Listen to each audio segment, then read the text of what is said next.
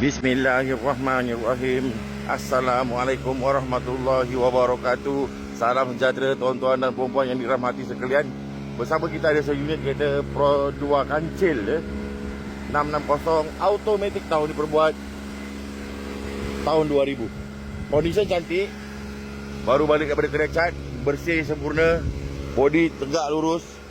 Baru balik daripada kedai cat Color pun putih metalik. Metalik je tu. Okey, kita masuk bahagian enjin dulu. Chassis semua masih original. Tak ada berlaku kemalangan. Bumbung semua cantik. Bateri baru. Enjin ideal. Okey. Okey, semuanya lengkap ya. Okey, bunga tajam tebal. Okey. Kita masuk bahagian dalaman dia. Dalaman dia kemas, bersih.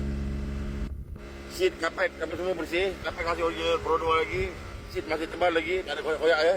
Semua bersih-bersih lagi. Automatic bosku. Okey. Bahagian belakang pun sangat puas hati ya. Bahagian belakang pun sangat puas hati. Bersih, gebu-gebu lagi. Speaker board semua ada ya. Katil semua masih original lagi. Pro 2 punya kapet. Okey.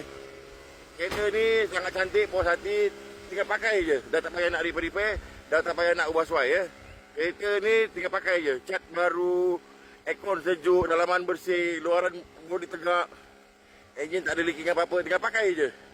Automatic 660 tahun 2000.